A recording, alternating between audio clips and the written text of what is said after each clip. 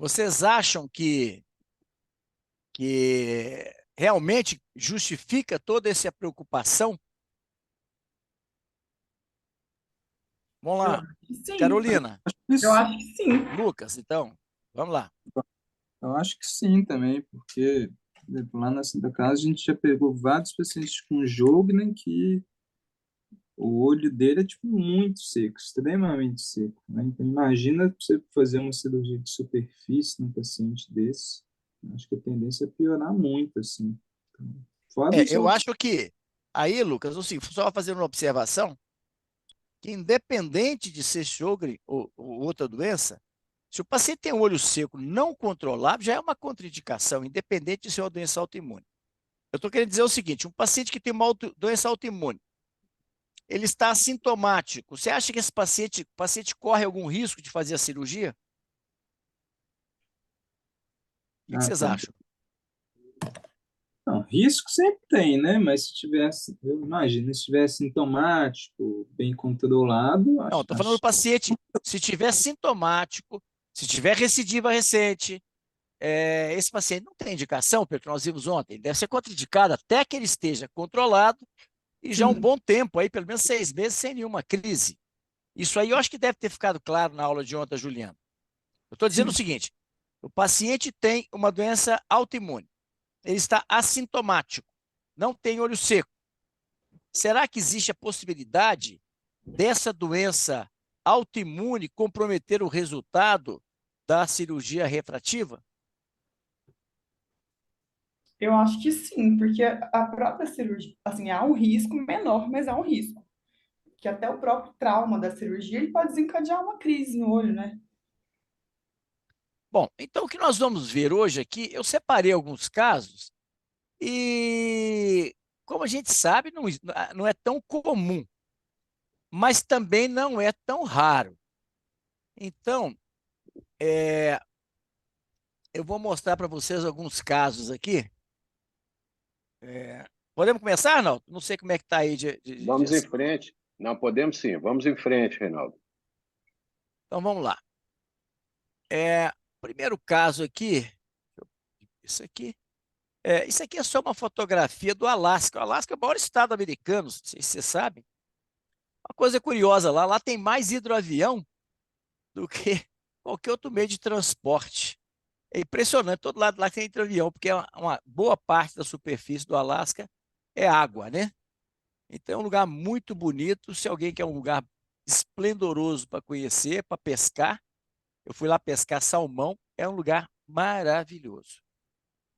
Bom, tá aí o prontuário do paciente. Quem é que vai apresentar esse caso? Reinaldo, vamos convidar o doutor Lucas para apresentar esse primeiro caso aí para nós. Vai lá, Lucas. Bem, esse é o ano 2000, isso aí? É. É, 2000, feminino, 27 anos, veio para avaliação refrativa, submetida a cirurgia refrativa. Em 2009, teve um AVC, de aneurisma, recuperou-se completamente. Em 2012, com 39 anos, voltou a usar lente de contato, menos 1,5, menos 2,25. Em 2014, foi submetida a fotocoagulação na retina. Em 2021, vem encaminhado para o seu oftalmo para avaliação de córnea. Óculos em uso, plano menos 2,5 a 90 e o de esquerda menos 4,5. Dinâmico. Plano menos 5 a 90, cuidado 0,7, menos 3,5, menos 1 a 90, cuidado 0,8. Biopacidades periféricas com neovasos em ambos os olhos, alteração da superfície ocular importante em ambos os olhos, olho seco importante. Conduta. Refração e topografia pré-op não encontrada, paciente relata que tinha grau muito alto. Beleza. Então, olhando aqui na topografia,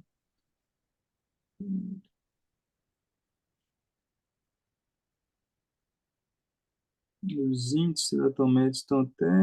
Não, no olho direito tem um A diferença é bastante, bem alta, né? Do K1 e do K2.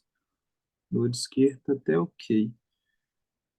Um astigmatismo Uma irregular, córnea, muito importante no olho direito, né, Lu? o olho esquerdo tem uma córnea mais plana, mas o olho direito tem um astigmatismo mais irregular mesmo, uma córnea mais irregular. E na bio aqui parece que tem. Essas fotos são do olho direito, doutor Renan?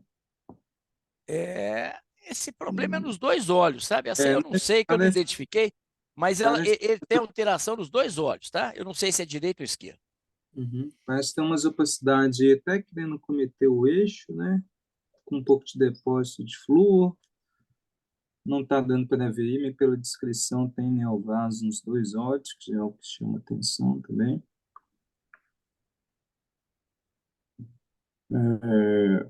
Conduta, né? Ela está queixando alguma coisa de dor, algum Na desconforto? verdade é o seguinte, essa paciente, ela foi fazer um exame com o seu oftalmologista e esse colega me mandou para fazer uma avaliação da córnea. Ele não tinha diagnóstico, que era isso.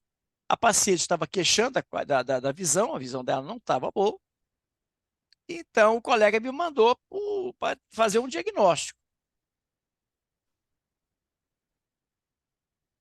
Certo. Não estou conseguindo ver tão bem aqui na foto, mas pode ter tido alguma falência límbica aí, talvez uma essas desenhações periféricas, um terrian ou um Muden.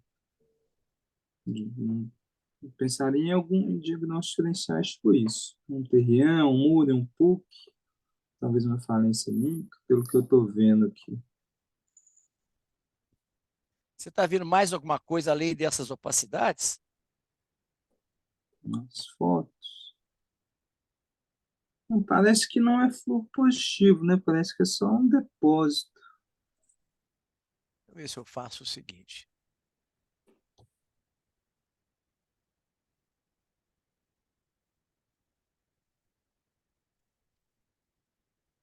Vê se ficou mais claro aí agora. Hum, Ajudou alguma coisa aí? não sei. Tem alguns pecados ou não? Não tem? Não. Cama Vocês Tá bem anterior, regular. estão vendo demais? olho calmo.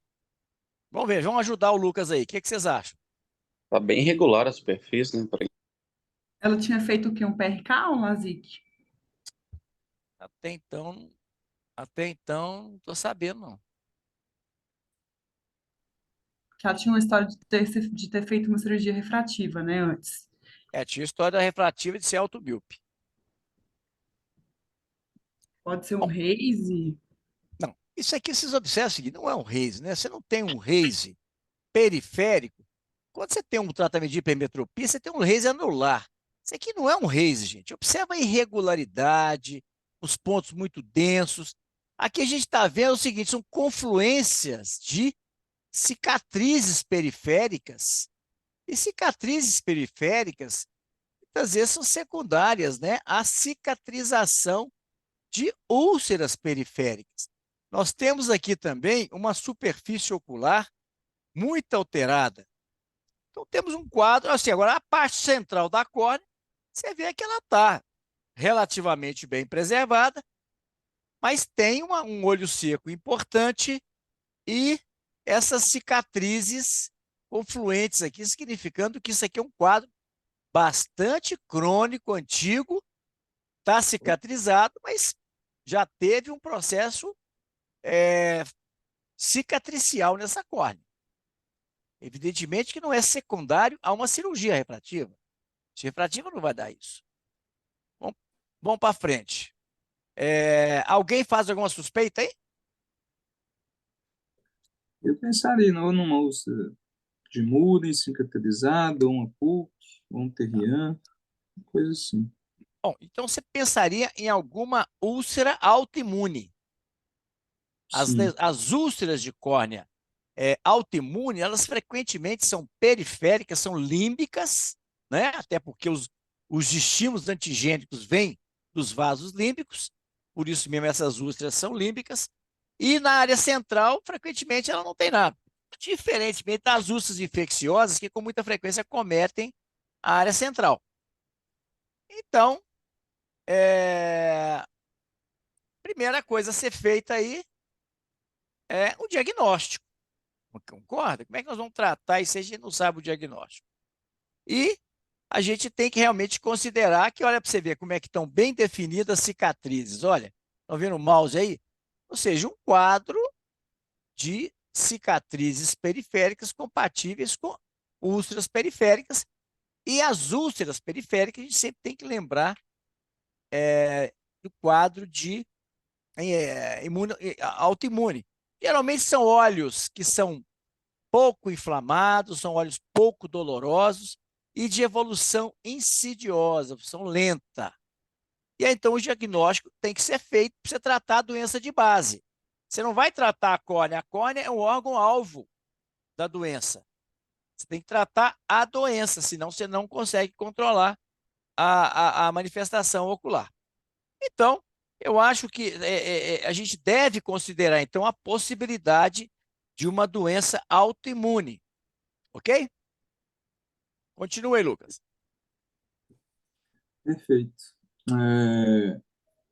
Então, visto isso, eu acho que é essencial pedir uma avaliação de um reumatologista, fazer uma revisão laboratorial extensa, a gente investigar. Perfeito, perfeito, gente. Isso não é papel nosso.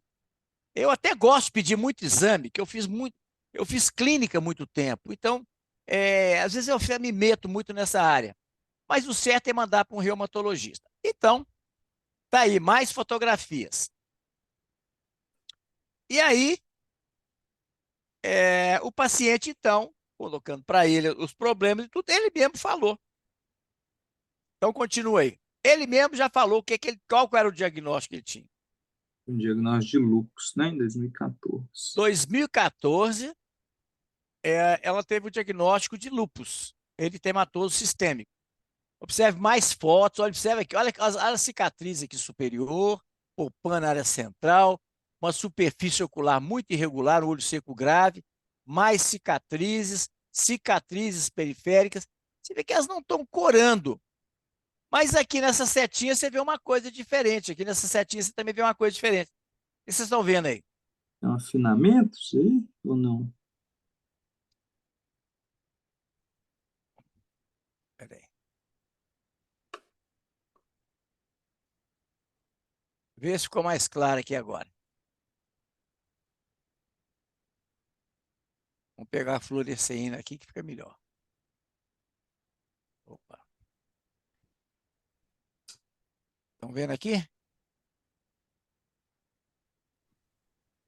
É o flap ali? Exatamente, gente. É a borda do flap. Ela foi submetida a um LASIK. Aqui, ó, a borda do flap aqui, a borda do flap aqui. Ok? Então, essa paciente foi submetida a um LASIK. E aí? E agora nós já temos o diagnóstico. Fazer o que com essa paciente? A visão não está boa, apesar de uma acuidade visual razoavelmente boa. O astigmatismo irregular frequentemente não dá uma boa qualidade de visão. O que nós temos que fazer com essa paciente? A O primeira coisa, que tem aí para ser feito? primeira coisa é ver se está 100% controlado esse lúpus do paciente antes A de... paciente relatou que já não estava fazendo uso de medicação, que usou medicação imunossupressora há muito tempo, e ela já estava um tempo sem crise. Ela não estava mais usando a medicação por lúpus, mas ela estava com alterações oculares importantes. O que fazer, então, para melhorar essa visão dessa paciente? Certo. Eu acho que só usar um corticoide, um tacrolimus, eu acho que não vai ser suficiente para reduzir toda essa cicatriz, essas opacidades, né? Mas é algo Cicatriz que é de úlcera suficiente. antiga, né? Você não vai melhorar essa cicatriz. Isso é uma coisa, É, como o nome está dizendo, isso é uma esse, cicatriz. exato. Talvez reduzir um pouco os neovasos que tem, mas mesmo assim, do jeito que tá, deve ser difícil. Melhorar a superfície dela também, né? Tá bastante regular. Exatamente, gente. É o que a gente tem para fazer nessa paciente. O problema dela, apesar de ter uma acuidade visual satisfatória, como ela tem uma superfície ocular muito alterada, isso compromete muito a qualidade de visão. Então, a gente tem que tratar esse olho seco. Olho seco, gente, é muito comum em doenças autoimunes. Não é só Sjögren que dá olho seco, não. Artrite reumatoide também dá. Outras doenças imunológicas também dão olho seco importante. Então, o que que nós... Ah, peraí. Então, paciente muito sintomática, queixando muito desconforto ocular. Observa a superfície ocular dela. Essas fotos aqui eu acho que estão melhores. Então, olha para você ver. Olha que tristeza que está essa superfície ocular dela. Isso aqui são os neovasos. Aqui estão os neovasos. Mas observa a superfície ocular. Um filme lacrimal, uma ruptura extensa do filme lacrimal. Quer dizer, uma córnea desse jeito, jamais o paciente vai ter conforto nem visão de qualidade. Tá certo? Então, Lucas, fazer o que com essa paciente? Lubrificante, sem conservante, dosórios, bem frequente, talvez um gel. Perfeito, perfeito. Tem E num essas... caso assim de um olho Uhum. seco, isso aí você concorda? Isso é um olho seco patológico. Isso Sim. não é um olho seco por disfunção de glândula de meibômio, por evaporação, por perda do filme lacrimal da mucina. Isso é um olho seco importante. Então, a gente tem que tratar de uma forma bastante rigorosa. Aqui não está, mas eu passei para ela também um imunomodulador, que é a ciclosporina. E nesses casos, paciente com doença autoimune, eu gosto de usar a ciclosporina. Então, usar lubrificante com frequência, de boa qualidade, sem conservante, gel lubrificante pela manhã e ao deitar, que é a hora que o olho seco está mais comprometido, né? Mandar um relatório ao médico assistente, ao reumatologista, para que ele possa ver como é que estão os fatores inflamatórios que estão alterados aí, uma sedimentação, PCR, tudo, fazer vários exames aí para ver como é que está o quadro inflamatório dessa paciente. Então, é tratar essa superfície ocular de uma forma rigorosa. Nesse caso aqui, eu usei também a ciclosporina, tá?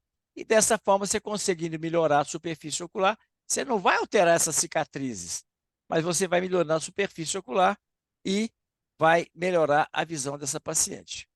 Então, essa paciente voltou um tempo depois. Deixa eu ver quando é que ela esteve aqui.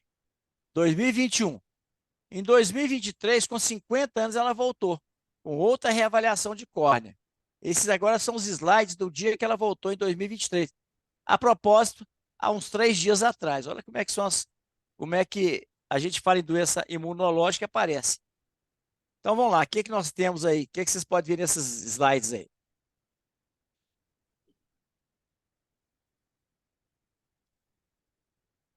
Tem umas coisas importantes. Observe que a cicatriz periférica, uma perda da superfície do filme lacrimal. Aqui a gente vê uns neovasos, tá vendo? Na periferia aqui, já invadindo a córnea. E aqui um quadro inflamatório vascular. Provavelmente, você sabe que essas doenças, elas acometem vários tecidos, como o pulmão, como os rins, por um problema de vasculite. Isso aqui provavelmente uma vasculite, você observa que tem comprometimento, neovasos.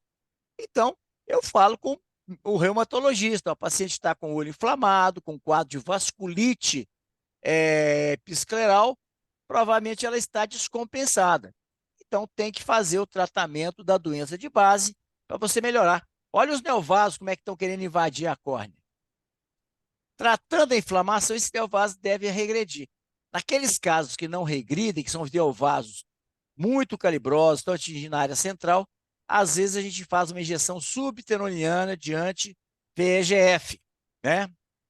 Lucentis ou então Ozurdex, uma coisa assim. Bom, então aqui está o tratamento que foi feito agora semana passada. Passei para ela também ômega 3 para melhorar a mucina. Essa paciente agora ficou de voltar para me ver como é que está a situação da visão dela.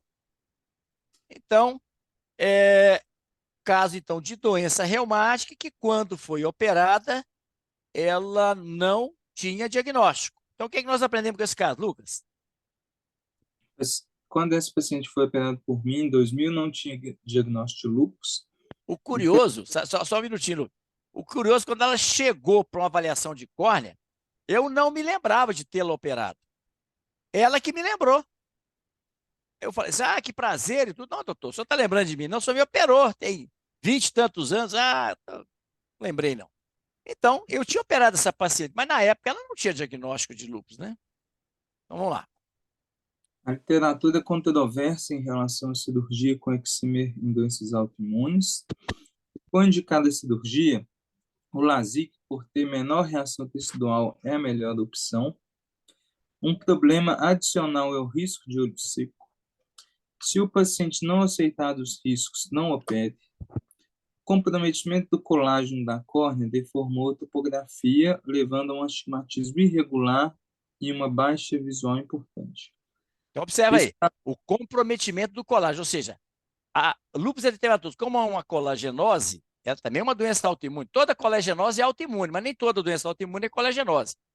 Como essa doença do colágeno, ela comprometeu o colágeno, ou seja, a doença autoimune, a doença, uma colagenose, pode levar realmente a uma alteração ocular. Daí a preocupação que a gente tem em não tratar um paciente em atividade. E aqui tem uma coisa errada. Foi indicado. Não, desculpa, tá certo. Se for indicada a cirurgia, o LASIK, por ter menor reação, é a melhor opção. Eu achei que eu tinha feito LASIK por ter menor. Não.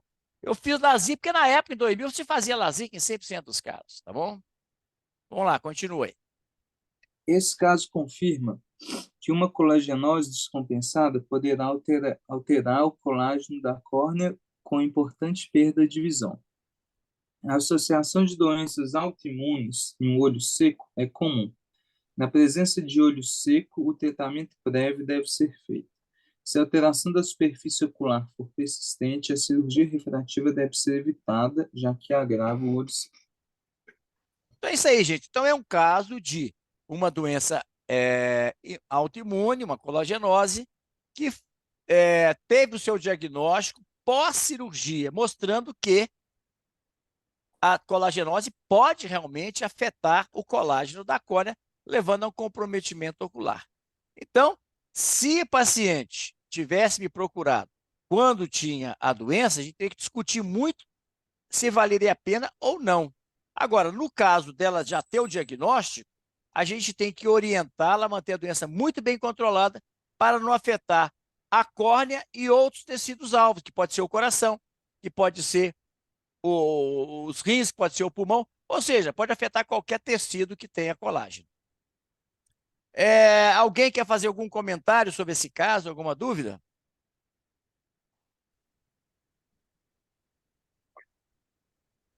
Reinaldo, antes da gente passar para o segundo caso, só corroborando o que nós comentamos, que a doutora Juliana comentou antes, o LASIK em pacientes portadores de colagenose e doenças autoimunes, normalmente ele evolui bem se o paciente estiver bem controlado. Então, você imagina, essa paciente, se tivesse sido submetida a um PRK, o resultado poderia ser totalmente inesperado e, de repente, ela poderia, eventualmente, até precisar de um transplante penetrante. Então, na realidade, a gente muitas vezes opera o paciente pode ser portador de uma doença autoimune e a gente não sabe.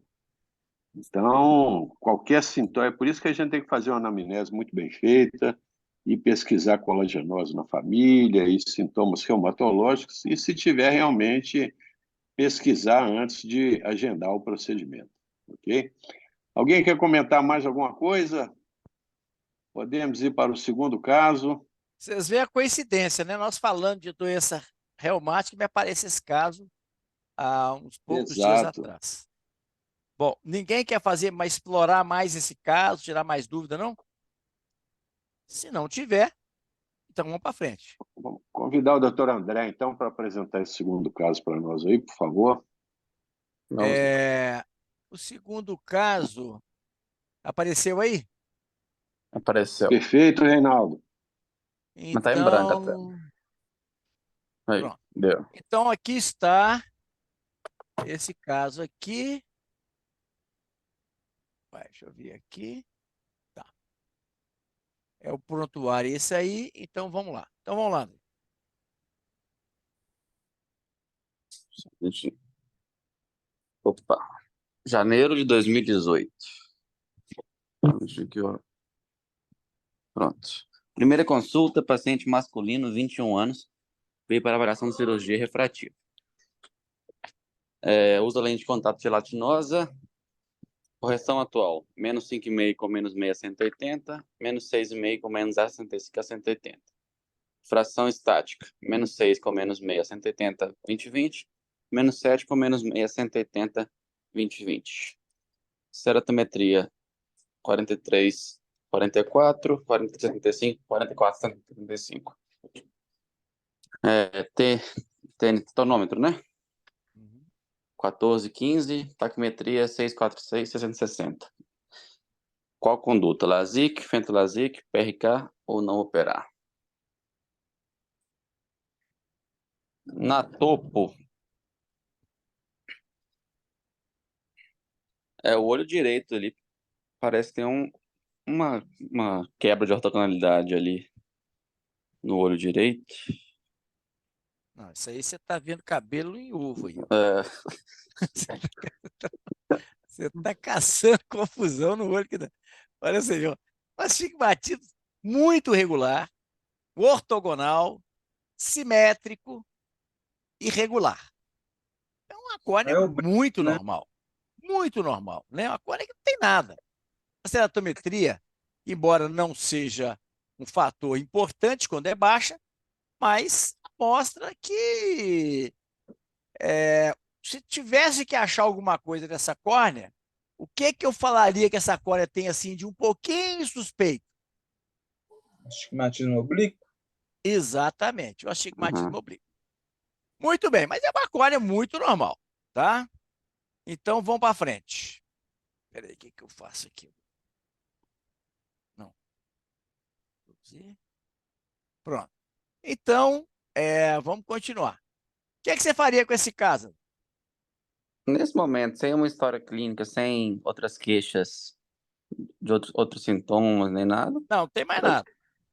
nesse momento eu indicaria a PAC boa, é, acho que um PRK. Tá. Aí, eu resolvi não operar. Por que que eu não resolvi não operar? Você tem alguma explicação? Parece que a miopia estava progredindo um pouquinho ainda na primeira avaliação Mas sua, né? primeira consulta, um paciente jovem, uma alta miopia, já teve um pequeno aumento da miopia ali, quer dizer, eu quero conhecer esse paciente melhor, eu não vou operar de cara. Aham, Então, eu falei, não, usa a lente de contato e nós vamos reavaliá-lo posteriormente para a gente ver a possibilidade da cirurgia. Ok? tá, beleza. Então, vamos para frente. Aí ele voltou, estava querendo muito operar. Ele voltou em 2023 para avaliar É, refrativo. usava a refração de 2020 igual. E não, a refração foi a mesma, né, na verdade, né? É, a mesma. Se Isso manteve. aí o quê? Foram 3 anos depois, né? Não, 5 anos. Dois Não, anos, né? pera lá, não, não, não, não. 2 anos e Dois meio. anos, 2 anos, é.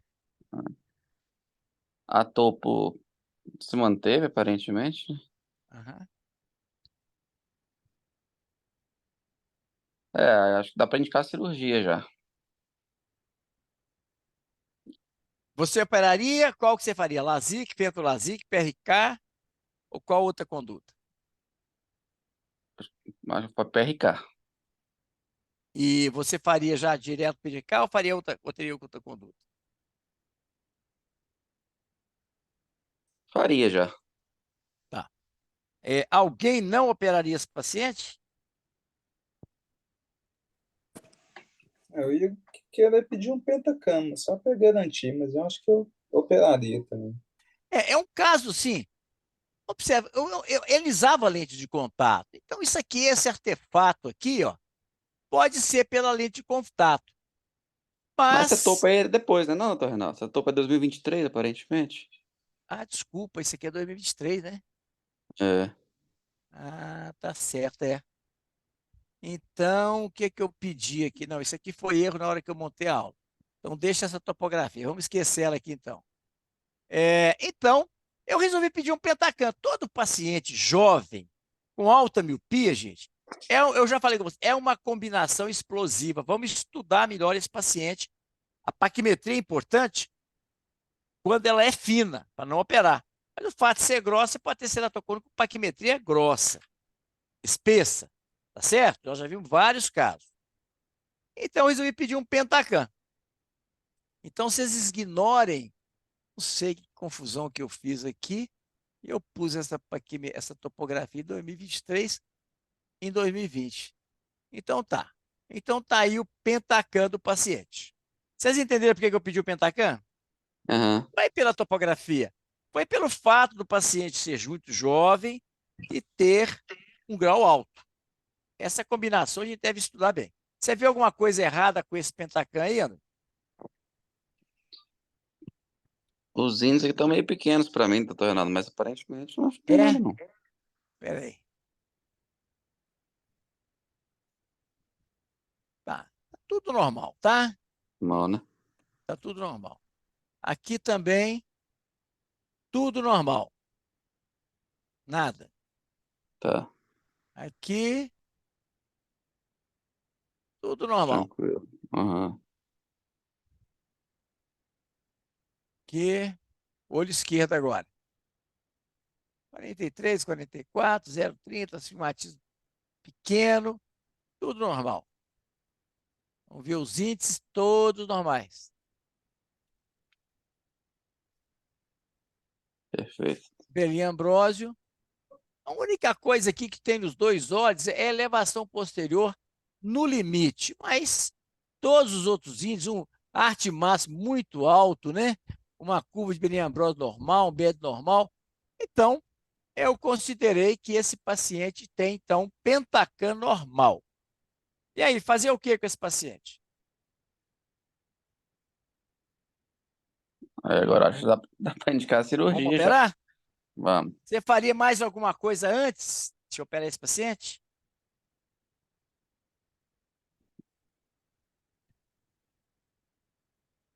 Não, Alguém faria mais alguma coisa antes de operar esse paciente? Eu fiz. O que é que eu fiz antes de operar esse paciente? Que eu faço em todos os pacientes.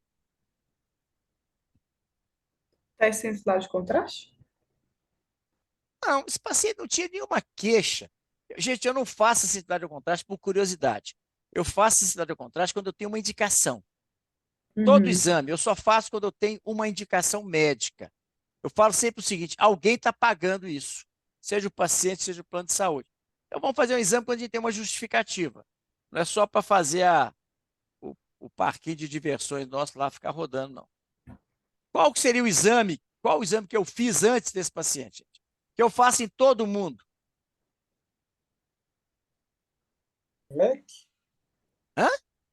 MEC? Microscopia especular? Não. Não. Mapeamento de retina?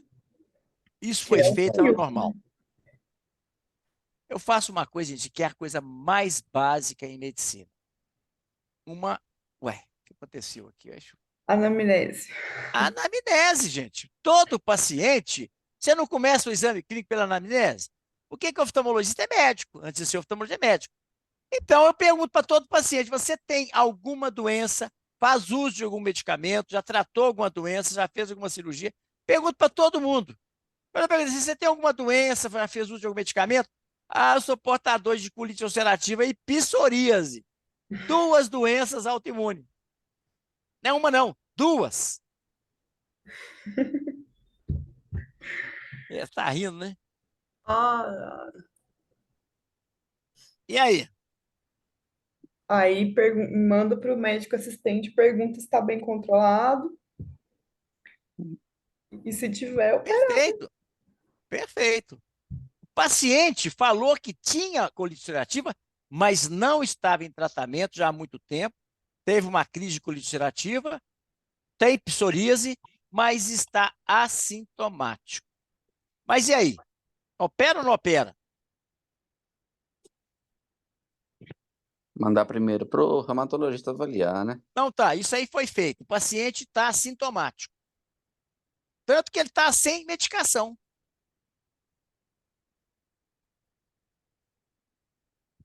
Um paciente sem medicação para uma doença autoimune é porque ele está bem controlado. Se ele estivesse Mas fazendo uso de medicação, ele na poderia ser biomicroscopia tinha alguma coisa diferente? nada, nada, nada, nada. Isso aí foi um achado da anamnese, não tem nada.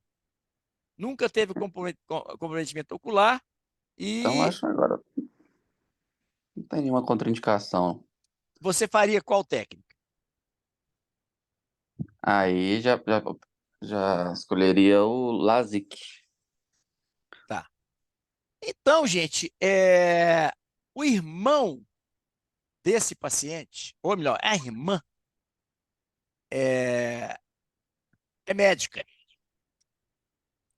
E aí, quando eu falei, orientei a família, que estava com a mãe e tal, tal e tal, sobre as controvérsias, sobre os riscos, etc, etc. A irmã, então, resolveu me procurar, já não coloquei aqui não. Mas a irmã desse paciente é médica e eu tive que explicar tudo para ela, mostrar que realmente é controvertido, que existe algum risco, mas que esse risco é muito baixo quando o paciente está assintomático, que era o caso desse rapaz. Bom, então, a família, depois de todos os esclarecimentos, de saber que a doença está assintomática, a doença está controlada, não tem recidiva há muito tempo, então, foi optado pela cirurgia. O paciente está com 23 anos. Qual técnica, então, seria feita? Você falou, LASIK, né? Feito LASIK. Tá bom. Eu optei pelo LASIK, até porque nessa época já não tinha o Fento LASIK. Uhum. Então, foi feito o LASIK, e com 30 dias da cirurgia. Bom, continuei. Em agosto de 2023, Acuidade visual meio e 1 sem correção. A fração dinâmica menos meio com menos 0,75 a 135, 0,8 e plano. Paciente muito satisfeito. Controle periódico. mas e esse 0,5, hein?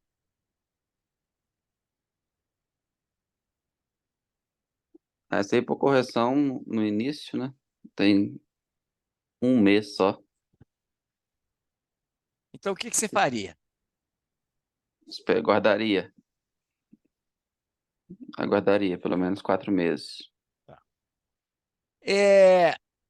Você acha que um LASIK, que ficou hipocorrigido no pós-operatório imediato, ele pode melhorar esse residual refracional com o tempo? Acho que sim. Eu tenho certeza que não. Isso aí Não. foi uma hipocorreção. Isso não vai melhorar. Se ele tiver uma hipercorreção, essa hipercorreção pode reduzir com o tempo, mas uma hipocorreção não. Se o paciente tem uma hipocorreção e 30 dias depois ele continua hipocorrigido, com certeza essa hipocorreção será persistente. Então você faria o quê? Se ele está satisfeito, eu aguardaria de todo jeito. Bom, foi o que eu fiz, gente. É um paciente com fator de risco, é um paciente que está satisfeito, é um resíduo refracional pequeno para quem tinha um equivalente esférico de 7, né? Então, eu orientei o paciente a observar essa visão, como é que está, e evitar reoperar. Eu o desestimulei a fazer um retratamento. Se fosse um paciente sem nenhum fator de risco, eu reoperaria imediatamente, porque isso não vai melhorar com o tempo. E esse paciente vai ficar sempre reclamando desse olho. Ele vai comparar com o olho contralateral. Muito bem. O que é que nós aprendemos com esse caso? A literatura é escassa e controversa sobre o tratamento refrativo em doenças autoimunes. Toda colagenose é autoimune, mas nem toda doença autoimune é colagenose. A orientação sobre os riscos e benefícios deve ser feita de forma clara e objetiva. Somente os pacientes altamente motivados devem ser operados. Se a doença estiver em atividade, o procedimento não deve ser realizado. Solicite uma avaliação do reumatologista para saber a gravidade, recorrências, tempo de inatividade maior que 6 meses e comprometimento ocular prévio. Se o paciente ou a família estiverem inseguros, não opere. Se a cirurgia for indicada, evite o PRK, pela maior resposta inflamatória. O fento laser apresenta maior reação tecidual que o LASIK com microcerato.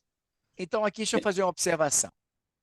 Isso não é descrito, mas é uma observação. Quando a gente faz fento-LASIK, a gente tem maior incidência de DLK do que com microcerato. Então, o DLK é uma reação inflamatória do estroma. Então, se você tem mais DLK com fento do que com microcerato, é que provavelmente o fento provoca uma maior reação tecidual. Então, parece que não tem muita diferença, porque eu já fiz o fento inúmeras vezes, é a minha técnica de preferência, mas se você optar pelo microcerato por menor resposta reacional inflamatória, está bem indicado também. Evite o uso de AINE no pré ou pós em caso de colagenose. O uso frequente está associado a melting da córnea. Oriente o paciente a procurar imediatamente seu hematologista em caso de recidiva. O uso crônico de altas doses de corticoides via oral predispõe a catarata. Deixe isso claro. Porque muitas vezes esses pacientes estão controlados, mas estão usando medicação. E se ele está usando corticoide, a chance de desenvolver uma catarata subcapsular posterior é grande. Aí vai embaçar a visão, você vai ter que fazer uma cirurgia, ele vai associar isso ao tratamento refrativo. Então, deixe claro que não existe causa e efeito, mas que é um risco do uso, um efeito colateral do uso da medicação. Alguém quer fazer algum comentário sobre esse caso? É só ressaltar a importância da anamnese, né, doutor Reinaldo? Inclusive, Perfeito, perguntando ativamente. Às vezes o paciente acha que não tem nada a ver uma coisa com a outra, nem fala, nem... perfeito. Uso de medicação.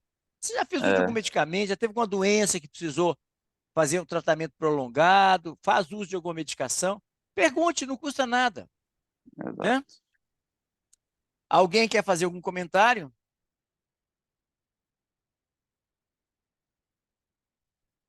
Bom, Arnaldo, quer fazer algum comentário? Aldo, nenhum comentário. Vamos em frente. Então, vamos lá. Vamos convidar a doutora Maria Carolina para esse terceiro caso. Bom, isso aqui, gente, é uma praça das mais lindas que eu conheci no mundo. Chama Praça dos Heróis em Budapeste. Essa praça foi construída quando a Hungria, como país, completou 1000 anos. Olha para você ver, 1000 anos. É uma homenagem aos líderes das 7 tribos que deram origem ao país, hoje conhecido como Hungria. Muito bem. Aí está o prontuário. Vamos lá, Carolina. Cliente desde 2016, em novembro de 2017 apareceu para exame de rotina. A história pregressa é artrite Reumatoide juvenil. reumatoide, Reumatoide juvenil. alce articular no joelho esquerdo. Fez uso de prednisona e metotrexate. A refração do olho direito, -1, -0,5 a 30, visão de 0,9. E a estática do olho esquerdo, -0,5, -1 a 180, visão de 0,9. Biomicroscopia e fundo de olho normais, PIO 22 e 20. A conduta foi prescrito óculos e solicitado propedêutica de glaucoma, né? Deve ser Tinha uma glaucoma. hipertensão ocular. Uhum. Bom, o exame do glaucoma não deu nada significativo, o médico pediu para retornar posteriormente. Interrogado E ocular. em 2021, esse paciente estava com 19 anos. Veio para aliviação Veio de pra, refrativo. então, continua aí. Não usa mais medicação para artrite reumatoide, está sintomático. A correção atual é -1, -0,75 a 15, visão de 1, e -0,5, -1,25 a 180, visão de 1, que é bem parecida com aquela de 2017, né? Refração estática -0,75, com -1 a 10, visão de 1, e -0,25, -1,75 a 180, visão de 1. Paquimetria 559, 556. A conduta.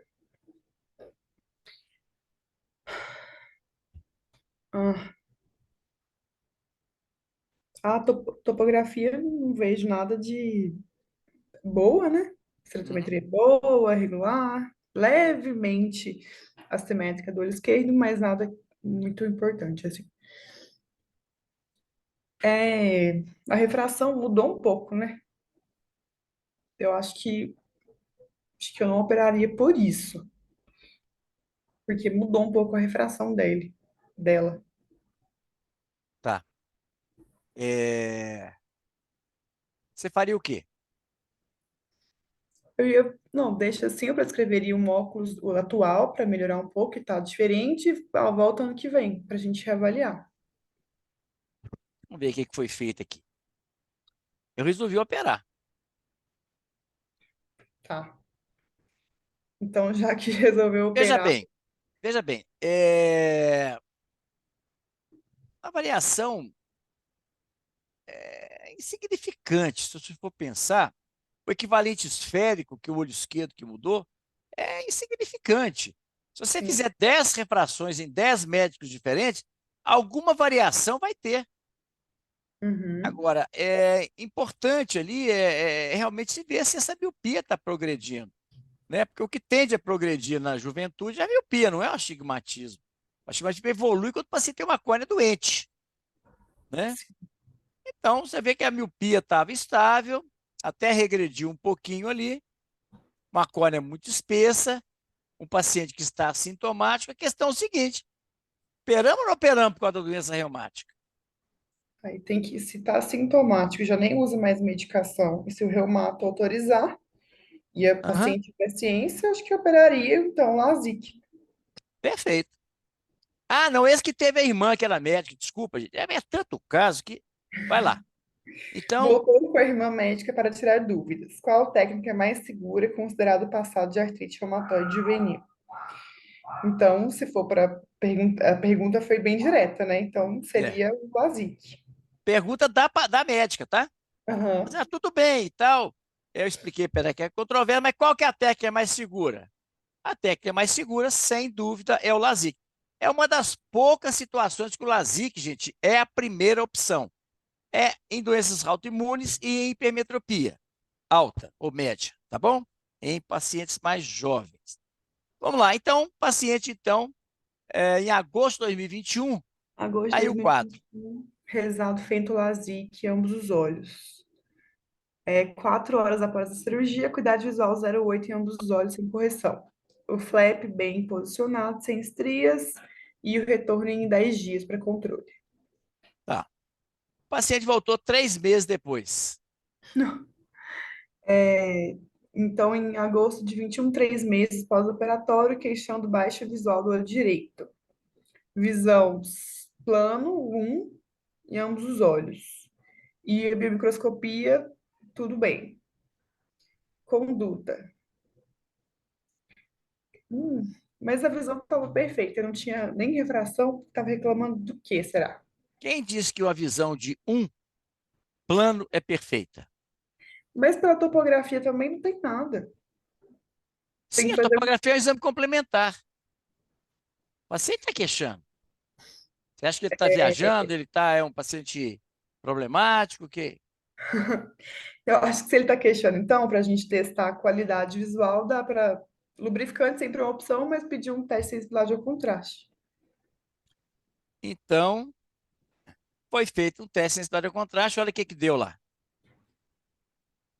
Estímulo diurno, isso de ambos os olhos. Olho direito, perdas leves nas médias e alta frequência. As Esquerdo, normal. médias frequências, gente, são muito importantes para a visão do dia a dia. E as altas frequências são importantes para que as visões de detalhe. Tinha algumas perdas. E no olho esquerdo, normal. Essas perdas leves, elas não prejudicam em nada. Mas quando você compara com o olho que não tem essas perdas, o paciente relata uma baixa qualidade de visão. Tá. E no estímulo noturno do olho direito, perdas moderadas na baixas e baixa e média frequência e difusa nas altas frequências. E do esquerdo, perdas leves nas médias e altas frequências. Então, essa diferença de sensibilidade ao contraste faz com que o paciente tenha a percepção que um olho é melhor que o outro, apesar dos dois terem a visão de um. Então, não briga com o paciente, nem fala com ele que está tudo bem.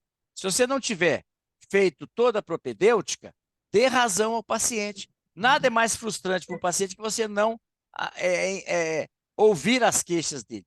Se ele está queixando, é que para ele é importante. Então, sempre orientar o paciente que isso vai melhorar com o tempo. É porque tem um olho que você recuperou mais rápido, a cicatrização foi mais rápida, tem um olho que é dominante, mas com o tempo essa diferença vai reduzir. Vamos lá, o que a gente aprendeu com esse caso? Doença reumática já foi uma contraindicação formal ao tratamento com o excimer laser. A cirurgia lamelar gera menor reação inflamatória que o tratamento de superfície. O paciente e a família devem ser informados sobre a controvérsia na literatura e de outras opções de tratamento.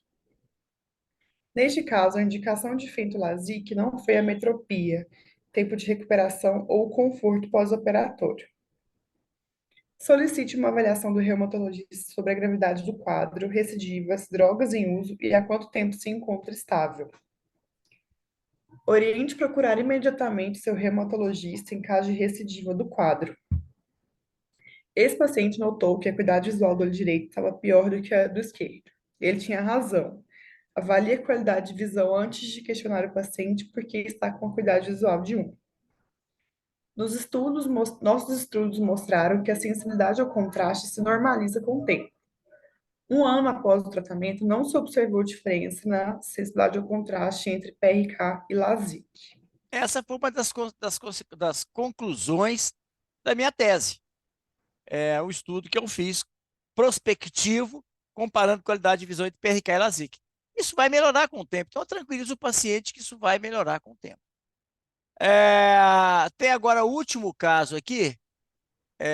Quem que vai falar esse caso? Alguém quer falar? O Arnaldo, você quer falar Reinaldo, alguma coisa? na realidade é isso, a sua tese de doutorado foi isso, e a minha tese foi justamente regressão em qualidade de visão em PRK. Então, realmente, isso vem confirmar que todo paciente submetido à cirurgia refrativa, seja LASIK, seja PRK, nós temos que afirmar e lembrar o paciente que a qualidade de visão estável final vai ser com 6 meses após a cirurgia, justamente para ele não te cobrar um resultado imediato. A recuperação visual no LASIK, a acessibilidade ao contraste, a recuperação é mais rápida, mas no PRK, às vezes o paciente demora 3, 4 meses para chegar na melhor qualidade de visão. Vamos voltar agora, então, para o doutor Lucas, para esse último caso aí. Isso aqui, gente, é um hotel que tem que ser presidente da República, né, para poder ficar num hotel desse. A diária aqui chega a 23 mil euros por dia. Isso aqui é o grande Calto Intercontinental em Cannes, onde ficam as estrelas lá do show business, quando tem o festival de cinema lá de Cannes. Só mostrando, gente, Cannes tem esse charme todo. A areia lá é pior do que essas areias de construção civil que não foram lavadas. Você machuca o pé de tão grossa que ela é. A praia é horrorosa, é um negócio horroroso e gelado. Por isso que eles ficam doidos quando chegam no Brasil. Então, vamos lá. Esse aqui não é para desanimar ninguém, não. Mas esse caso aqui foi a minha pior complicação em cirurgia refrativa. Vamos lá. Então, masculino, 45 anos, 97 veio para avaliação refrativa, fundo de olho persistente de fibras de mielina no direito, passado mórbido ocular, certo, conjuntivite epidêmica 94, evoluiu bem, sem opacidades, refração menos 4,5, menos 3, com visão 0,4, menos 4,5 a 1, menos 4,5 visão 1, PA 560 AO. Conduta, PRKO, PRK báscula, hemetropia, LASIK báscula, hemetropia, não operar. Então, vamos lá. Olhando os índices anatométricos que estão normais, mas ele tem uma visão bem pior no olho direito, né? É uma ambliopia Isso. anisométrica, né? Por causa desse autoastigmatismo. Um astigmatismo quase que oblíquo, né? tendendo para oblíquo no olho direito. 70 não é oblíquo, né? Meio 70 é um astigmatismo. Está no limite ali, né? É. No olho direito, já a favor da regra, com uma simetria superior também. Não sabe se é por causa da pálpebra também. Conduta. Tem a visão de perto desse paciente, para ver como que ele enxerga para perto no olho direito, no míope.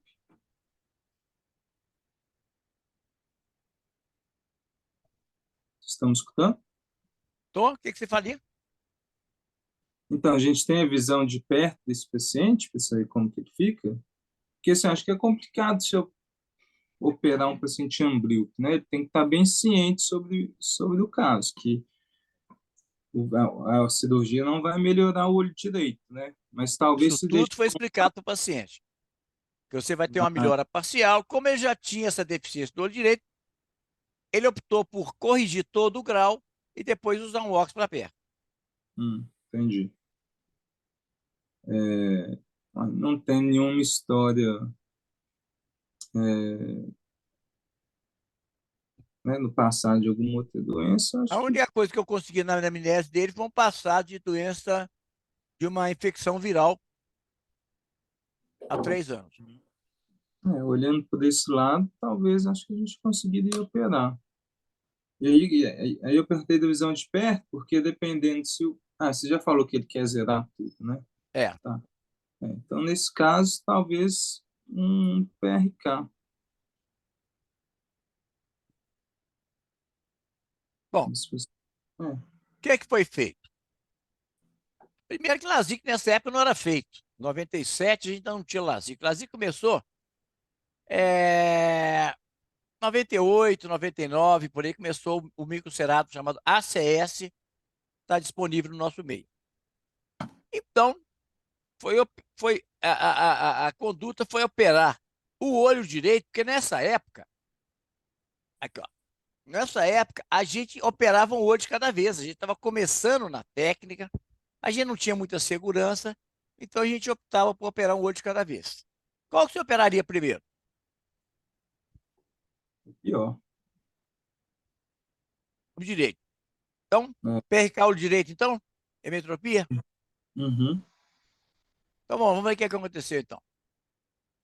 Lê para nós aí. PRK, olho direito, 5 de novembro de 97. MEL 60. Terceiro DPO, córnea totalmente desepitelizada, com edema nasal superior. Sexto DPO, infiltrados corneanos estromais superficiais, colhido material. Sétimo, pior dos infiltrados, iniciado pimericina, 5%, afloxacina, 30 minutos, e atropina. Deixa eu justificar. Esse paciente não reptilizou. Depois ele começou a apresentar infiltrados, vários infiltrados, uma lesão com várias lesões satélites. Um infiltrado central com várias infiltrações satélites, a gente pensa muito em fungo. Cândida, fusário, a gente pensa em algum fungo, seja esporulado, seja filamentar. O certo é que, então, com aquele quadro que não cicatrizava, um olho doloroso, eu entrei com a primaricina a 5%, mais antibiótico, e atropina para acalmar o olho, que o olho estava muito, muito irritado, muito, muito inflamado. Bem, aí, oitavo DPO, área central, ainda sem epitélio. Décimo DPO, regressão dos Você já ouviu infiltrados. falar em foto polaroid? Acho que não, né? É o que a gente tinha na época para poder documentar. Continua. Décimo DPO, regressão dos infiltrados. Cuidado 02, laboratório negativo. 13º, melhora importante, persistem 2 infiltrados menores, a cuidado de mantendo. 18, pior da lesão central, melting, colhido material novamente, que veio negativo. Então vamos lá. Estou com 18 dias. Olha aqui. Isso aqui é uma foto Polaroid mostrando uma úlcera periférica, o olho muito inflamado, cheio de vasos, mostrando um processo inflamatório muito importante. Vamos continuar. Aqui, novamente, mostrando aqui um infiltrado importante límbico e uma extensa úlcera periférica com afinamento estromal, importante nesse olho que foi operado. Alguma suspeita? Eu pensei em fungo. Isso que não está tendo resposta com antifúngio, eu acho que eu penso, por ser uma essa úlcera periférica, eu acho que eu pensaria num Mudem, talvez, ou num PUC. Se não mudem, né? Já que não tem história. Uhum. Tem os neovasos periféricos também, esse afinamento central.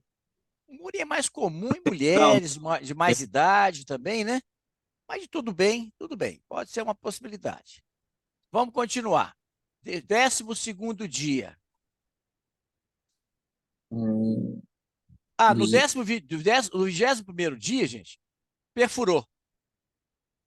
Aí você estava com o olho hipotenso, fibrina na câmara anterior, começando a formar uma membrana ciclítica, um olho muito doloroso, muito inflamado. Eu pus uma lente de contato, não segurou, continuei em atalamia. No 10º dia, eu pus cola. Tá aí a cola aqui, o tampão de cola na úlcera. Mostrando uma outra foto aqui. A cola retrai, você vê que tem um monte de dobras de DCM de um lado e do outro. Então, continua. Então, quando perfurou, eu entrei em contato com o MG transplante e solicitei uma córnea. E comecei a usar corticóide tópico, porque eu falei assim, isso não é infeccioso. O quadro da evolução estava muito estranha. Aí eu comecei a pensar realmente num quadro imunológico. Vamos lá. 24º DPO, câmera rasa, edema de 3 cruzes, com lente de contato. Colocado uma lente de contato terapêutica. Aqui está mostrando uma bolha de ar que eu coloquei para formar a câmara. Aqui o olho estava dilatado, estava usando atropina. Aqui a cola. E aqui observa como é que estava cheio de estria. Essa aqui é a cola também. Isso no 24º dia. Continua. Parece que está tendo um afinamento importante aí, né? Periférico, Uhum. injeção ciliar importante também. Vocês observam que eu pus uma setinha aqui para mostrar a borda da lente terapêutica.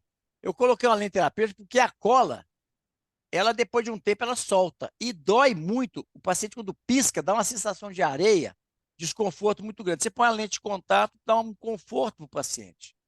No 24º dia. Nada é tão ruim que não possa piorar. No 28º dia, a cola saiu e o paciente entrou em atalamia de novo. E a úlcera já era muito grande. Aqui tudo, gente, era uma úlcera. Não tinha jeito de colocar cola. Se eu colocasse um pingo de cola, ia lá no cristalino, ia dar uma catarata secundária. O que eu fiz? Eu peguei um ponto de limbo a limbo, e procurei fazer aqui como se fosse uma tela, para não deixar a cola cair dentro do olho. E realmente funcionou. Você observa que aqui, olha como é que estava grande a úlcera. Mas aí a cola ficou aqui na superfície, eu consegui manter a câmara anterior formada para evitar uma endoftalmite. No 28º dia. 29º dia, olha que beleza. Está lá a sutura, está aqui a cola e a câmara formada. Olha os vasos, como é que estava invadindo. Aí eu já não tinha dúvida. Isso era uma úlcera imunológica. Aí eu não estava mais usando antibiótico. Aqui observa que, novamente, eu coloquei cola, porque a cola dura alguns dias, depois ela solta. Entendeu? Mas mostrando que o tampão estava. A corda estava toda friável. Eu tinha que pegar no limbo para poder dar sustentação. Se eu tentasse pegar na corda, ela rasgava. O fio, o nylon D0 não segurava. Então, 43º dia, imagina a penúria que foi isso aí, né, gente? Se coloque no meu lugar, no lugar do paciente, saber que tragédia, né? Um paciente que tinha uma visão razoável, agora de repente está numa situação de perder o olho. Até que aconteceu uma coisa, nada é tão ruim que não possa piorar. Eu fiquei ligando para o MG Transplante toda hora aqui para poder conseguir uma córnea. Quando saiu uma córnea, tinha 2 úlceras perfuradas na minha frente. Aí eu conversei com o pessoal do MG Transplante e expliquei para eles assim, qual que é a idade desses pacientes de vocês? O meu tem 45 anos, uma cirurgia refrativa. Eu tenho que fazer essa cirurgia logo. Aí eles me passaram uma córnea. Então aqui está o transplante. Felizmente, não teve nenhuma complicação. O transplante foi tecnicamente foi muito bem feito. Tá, então o transplante. Essa época eu fazia muito transplante. Então, vamos lá. Hum, Eu fui pedindo anato patológico, porque a coisa não fechava. No 51º dia pós-operatório, que vocês estão vendo aí, no dia de Natal de 2000, não, 2000 não, né? 97, foi de 98, né? 98. O anato patológico tinha muita reação inflamatória, sugerindo realmente que fosse um problema autoimune, mas não deu nenhum crescimento de bactéria, de fungo, de nada. Se vocês observam aqui o pós-operatório imediato, isso aqui é foto Polaroid, gente, é muito ruim a qualidade. Aqui já foram com alguns dias de pós-operatório. Muito bem. O que é que nós aprendemos com esse cara? Bom, final da história. Continuando. pré-op menos 4,5, menos 3 a 170. Cuidado 0,4. Pós-op menos 2,5 a 90. Cuidado 0,3. Optamos por não operar o olho esquerdo, Claro, né? obviamente.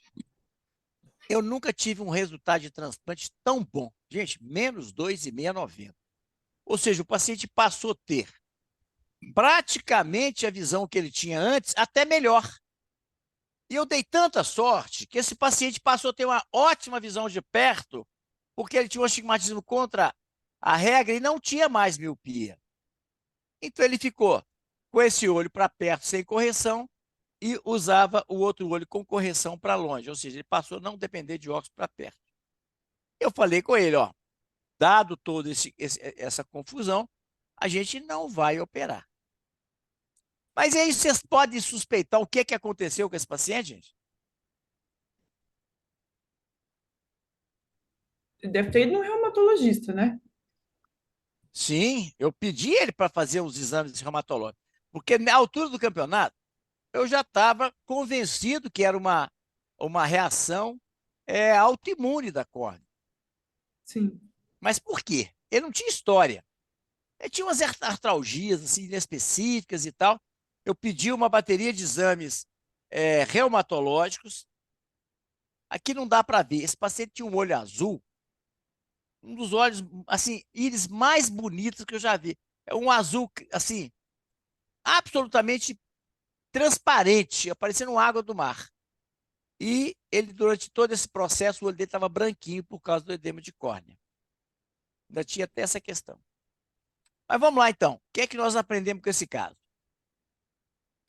Em 97, não havia caso descrito de melting após excimer laser. Gente, esse foi o primeiro caso. Eu me arrependo até hoje de não ter publicado esse caso. Mas eu fiquei tão traumatizado. Observe que a gente estava há 3 anos apenas fazendo cirurgia laser. Eu ainda era meio inexperiente nessa área. Então, eu realmente não atentei para essa questão, porque nunca tinha sido descrito. Continua. Algum tempo depois, foi descrito um caso na Alemanha de melting após excimer laser em portador de doença reumática. Naquela época, se considerava as doenças autoimunes contraindicações ao tratamento com excimer laser. A primeira suspeita foi de ceratite fúngica, por causa de infiltrados satélites. O laboratório afastou uma ceratite infecciosa. Considerando uma lesão periférica, foi levantada a hipótese de úlcera imunológica. O paciente tinha histórico de artralgia, foi solicitada avaliação reumatológica, o paciente não fez avaliação especializada. Naquela época, se usava como analgésico tópico diclofenaco de sódio. O paciente disse que usou o colite de forma muito frequente para controle do desconforto. Com o tempo, foram descritos vários casos de Melton associados ao uso abusivo de AINES, em especial de diclofenaco. Por Apesar isso que de ele foi tirado do mercado. Apesar de grave complicação, a percepção de cuidado por parte do cliente fez com que o tratamento fosse feito sem estresse. Posteriormente, operei os pais de catarata. Vocês veem, gente, isso aí para mim foi quase que uma provação. Se eu não tivesse uma estrutura emocional, se eu não tivesse convicção de que eu fiz tudo o que podia ser feito e que foi uma complicação que ainda não tinha sido descrita pela literatura, talvez eu até tivesse largado a cirurgia refrativa, porque foi muito desgastante. Imagina, eu via esse paciente todos os dias, inclusive sábado e domingo. Mas, é aquilo que eu falo com vocês, o paciente tem a percepção quando você trata a doença e quando você trata o doente. E acabou que eu fiquei amigo da família e um tempo depois eu operei os pais desse paciente. E não teve assim estresse algum, apesar da grave complicação.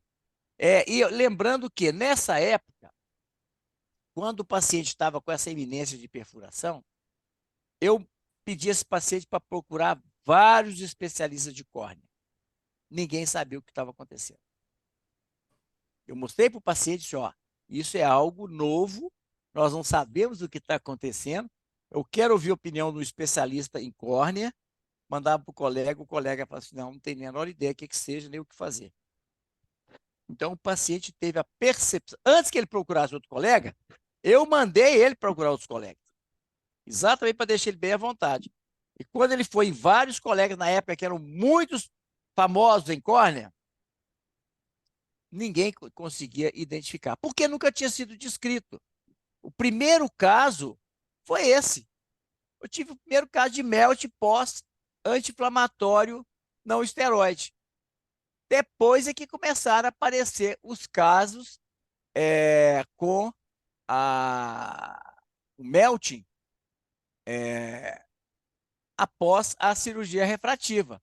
Mas até então a gente não sabia o que era. Então, gente, então é isso aí. Esses os casos. Agora, eu gostaria que vocês fizessem uma reflexão.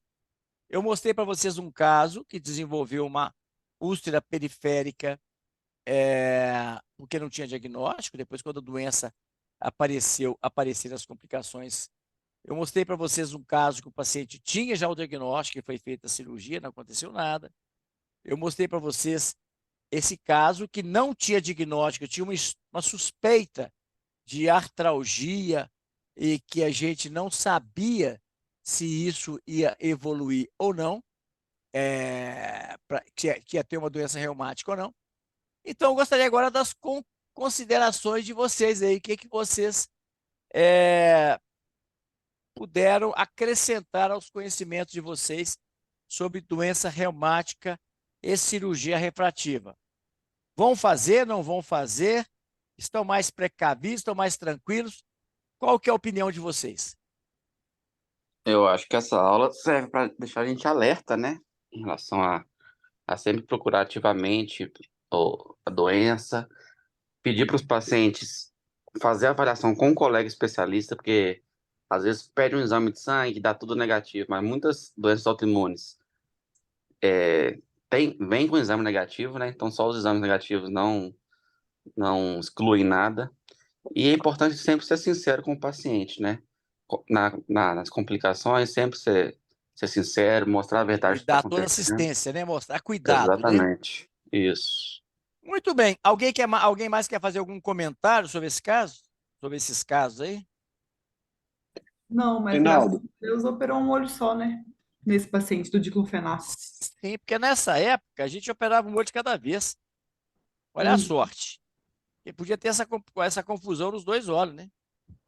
Reinaldo, Felizmente, então realmente foi um caso dramático. Felizmente teve uma evolução bastante favorável, levando-se em consideração a gravidade da situação. E isso para nós é um aprendizado. Você, na realidade, você ficou aí 2 meses sem dormir, nós também. Na época, isso para nós foi um. A gente era muito inexperiente em cirurgia refrativa e isso realmente traumatizou a todo mundo. Felizmente, nós tivemos uma evolução muito boa e isso é um aprendizado.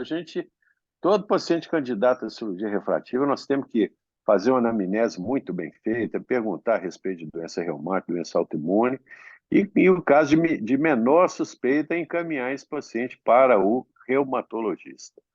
Lembrar também, pessoal, que anti-inflamatório não hormonal, se puder evitar não usar no pós-operatório, é bem melhor.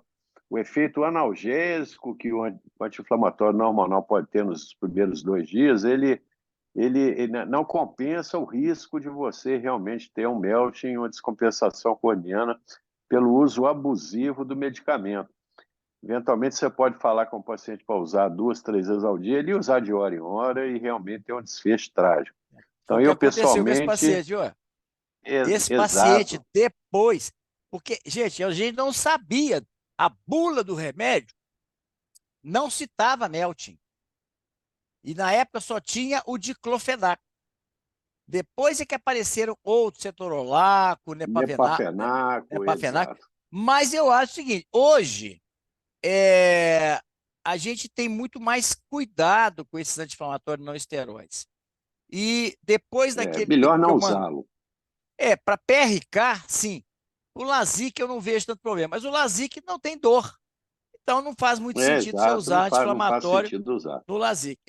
Mas se for usar no PRK, explicar para o paciente que tem que ser É, eu, usado poucas vezes ao dia e se tiver uma alternativa, como a gente tem hoje altas doses de corticoide, é muito mais o corticoide tem um efeito seguro, anti-inflamatório muito maior do que o anti-inflamatório no esteroide, tá? exato. Eu acho que talvez a melhor maneira da gente usar o anti-inflamatório não hormonal em PRK é simplesmente você fazer um soaking, você embeber a lente terapêutica lá no ocular durante o período de tempo que você estiver operando o paciente e deixar o anti-inflamatório só na lente e não prescrever para o paciente usar em casa, justamente para que não ocorra esse problema que nós tivemos aí pelo uso abusivo do anti-inflamatório não hormonal. Então A é isso, vantagem, Reinaldo, muito bom. só um minutinho, a vantagem desse anti-inflamatório não esteroide é que na cascata de dor, ele atua na inibição tem duas cascatas. Você tem a inibição da ciclooxigenase e tem também das prostaglandinas. Então, como cada um, corticóide e o anti-inflamatório não esteroide, atuam em áreas diferentes da cascata inflamatória, é que eu uso, mas hoje a tendência com o uso de altas doses de corticóide via oral, realmente não faz muito sentido mais você usar o anti-inflamatório não esteroide. Ok? Bom, gente, agora tem uma Exato. coisa assim, uma frustração que eu vou compartilhar com vocês. É muito frustrante a gente ver que vários colegas não estão presentes. E são casos assim que a gente aprende muito. E são casos raros. Então, são casos, a gente aprende muito, gente, com as complicações dos colegas. E eu trago para vocês casos muito complicados, casos desafiadores, e vocês vão levar esses casos para o resto da vida de vocês. Então, é muito frustrante quando a gente vê que vários colegas não estão presentes. Mas isso é aquilo que nós temos na vida, que chama-se autodeterminação, ou simplesmente a gente falar o seguinte, cada um tem o livre-arbítrio, né? Então é isso aí. Arnaldo, mais alguma consideração? Não, só lembrando que amanhã, quem for me acompanhar, chegar às 11h30, tá bom? Reinaldo, muito obrigado, Falou, gente. Um parabéns, grande abraço a excelentes os todos aí, então, casos. gente. Boa noite. Boa noite a Boa todos. Falou, gente. Um abraço a todos. abraço.